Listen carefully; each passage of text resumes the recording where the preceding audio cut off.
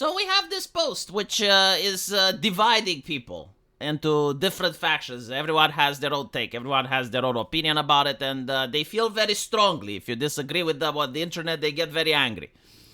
And I do think that the post may actually be fake. But it doesn't matter because, again, it's like a Rorschach test. It's like, how do you feel about this situation is the question.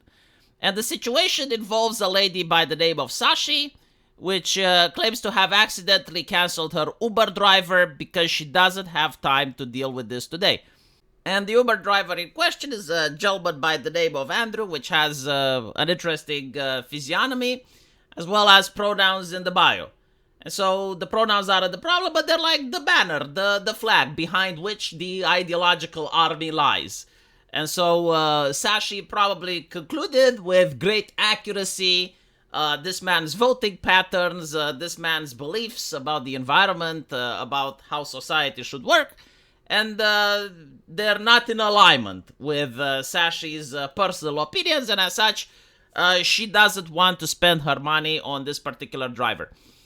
And so, first off, I want to say that I'm so thankful that this doesn't happen to my country. Like, this type of thing just doesn't exist here.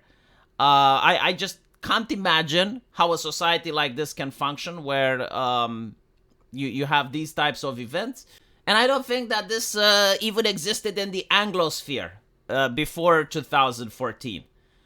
This is a new way of thinking that was brought on by the social justice activists who decided that everyone in society needs to think like them, needs to behave like them, needs to act like them.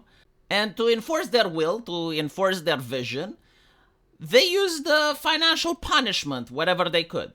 Like if they found a guy that doesn't align with their ideology, well, they would go out of their way to give negative reviews. They would go out of their way in order to not patronize his business, try and get him fired, etc., etc. And so now the shoe is on the other foot.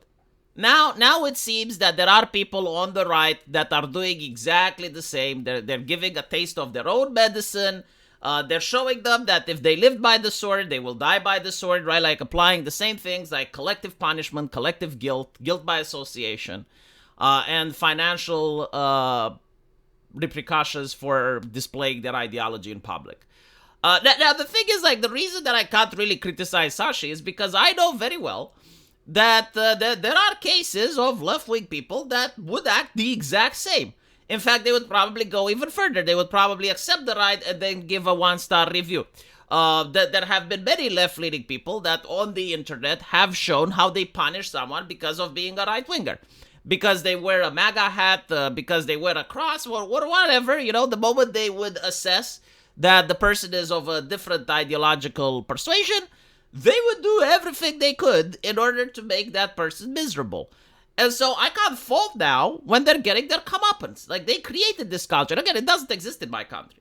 Like the very idea that I would call an Uber driver and he would have, like, something that would just irk me and be like, no, I'm canceling this.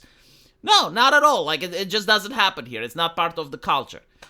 So if it's part of the culture in the Anglosphere, well, someone did something in order for this to be the situation.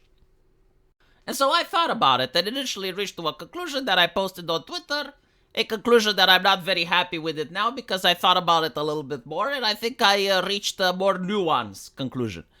The first thing is that no, Sashi is not doing anything wrong. It's her money and a person can do whatever they want with their cash. No one should force someone to tell them how to spend their money. Because the only correct and healthy and human response to that is to tell that person to fuck off. Right? Like, you slaved for your money in the wage cage, you worked hard, and it's your God-given right to spend them however you like. Everyone else can cope and seethe. In fact, when you see people coping and seething over the way you spend your money, that also brings me entertainment and satisfaction. And so, yeah, no one can tell Sashi what Uber driver she should take. But with that out of the way, what about the Uber driver himself? I think he is at fault, actually. I think this thing where companies or even people providing service are displaying their ideology is part of the cancerous rainbow capitalism movement. So with rainbow capitalism, all of a sudden you have companies that are having compassion and empathy, and they have political takes. Like, for instance, an ice cream company like Ben and Jerry has a take revolving the situation in Gaza. Why the fuck is an ice cream company having takes about Israel and Palestine? You have football players that are having takes on Black Lives Matters, or corporations having takes on racismus, and then using the money from the customer in order to donate to various activist causes. Why is that a thing? Like, why is it that now when people go out and make a purchase, they feel like they're going to vote? Well, if that's the case, if that's the situation, well, there's going to be financial repercussions, right? Now, here's the interesting part. Like, when you're a company and you're taking a political stance, you're de facto alienating everyone else of that different political persuasion. And so, isn't it more normal and healthy for companies to just shut the fuck up? Like, you can be political in private. You can be political when you're having a pint with Father O'Malley at the tavern. You can be political with your friends and family and close ones. And you can even be political on social media. But why the fuck are you political at the workplace? Like, at the workplace, you're paid to do a job. You're paid to drive a customer from point A to point B and to provide entertainment for that customer. In fact, it would be highly recommended that you always agree with the customer no matter what. If the customer comes in and says, isn't it horrible what's happening with the governor in Maine? Trump constantly misgenders her and he is violating trans people's rights. You, as the Uber driver, should say, yeah, I mean, that's so horrible. I can't believe it's happening. If you have another customer right after that who is saying that, isn't it awful what is happening to our society? Well, what is this madness with women going into men's locker rooms and men going into women's bathrooms? Like, this is insane. You should be like, yeah, absolutely right. It is insane. I don't know how it came to that. That's it. That's your fucking job, providing entertainment for the customer, right? You're not going to actually brainwash someone. You're not going to actually change someone's political opinions, political persuasions, religion, or anything like that during the course of a Uber drive. I don't think it has ever happened in human history. The only thing that you can accomplish is to make the customer annoyed so that he gives you a 1-star review. That's it. So, like, what is your financial interest? Why the fuck are you there? That's the question. Why are you driving an Uber car? Why did you decide to do that? And the answer is because you want to make money and maybe you like driving people around, right? But like, if you want to make money and drive people around, then shut the fuck up and provide entertainment. Don't display your pronouns. Don't put your cross over there. Don't do anything that would symbol the type of person you are in your private time.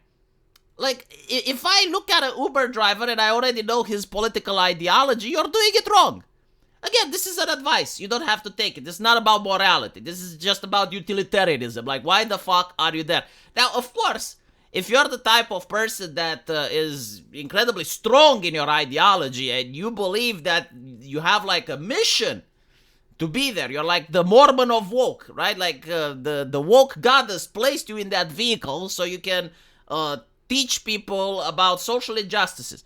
Well, then fucking do it, you know? But of course, a lot of individuals will just cancel the ride with you before even getting into the car. Now, I also want to point out that this corporate virtue signaling never works. In fact, it always backfires.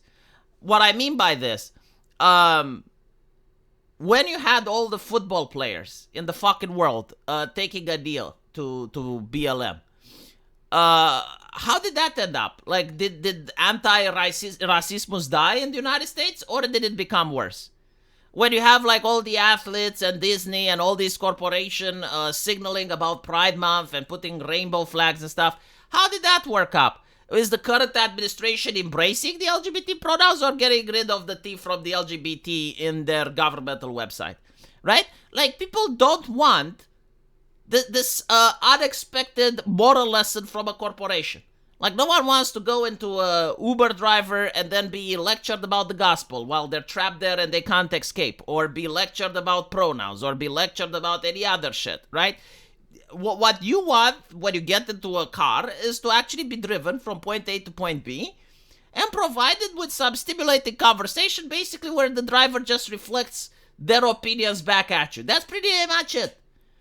And if you can't do that, well, you're going to eventually suffer consequences. If you are a right-winger, left-leaning people will choose not to drive with you. If you're a left-leaning people, right-wing people will choose not to drive with you. And so the question is why? Why are you doing this to yourself? And this is the same for any other profession, by the way. It's true for teachers. It's true for clerks. It's true for hotel owners. It doesn't fucking matter, right? Like, when you're at the job, you should be as apolitical as possible. People shouldn't be able to tell which party you vote for, what your ideology is, etc., etc. Anyway, let me know what you think, and don't forget to check my pinned comment in the comment section. Take care.